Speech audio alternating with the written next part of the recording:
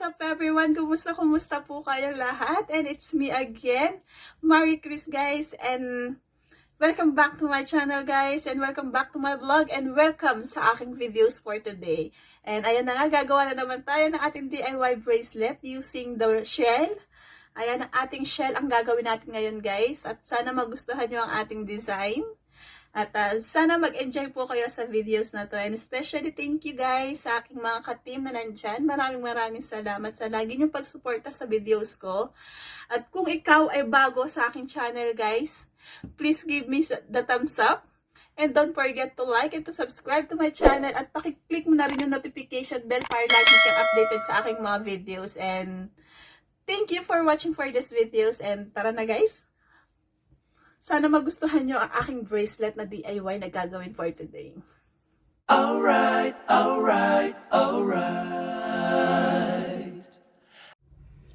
At ayun na nga guys, sa gagawin natin ngayon, pipili lang tayo ng ating shell na gagamitin. Hindi lahat to ay gagamitin natin, pipili lang tayo ng ilang piraso guys.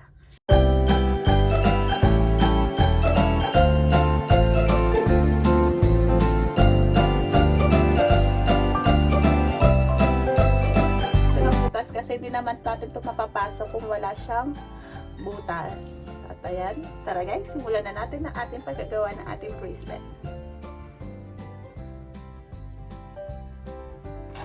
Gumamit ako nito guys, hindi ko alam kung anong tawag nito, yung pampahing ganon. Kasi wala akong matutulis na bagay dito na pwede kong gamitin para pampabutas.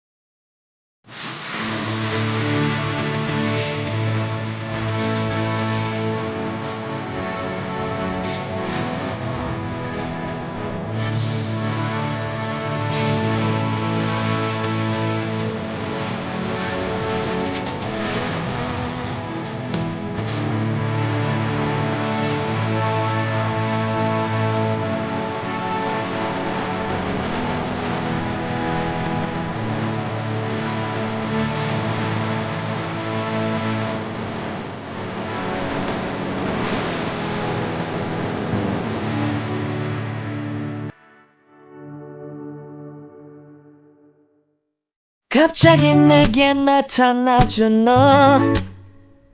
난 아무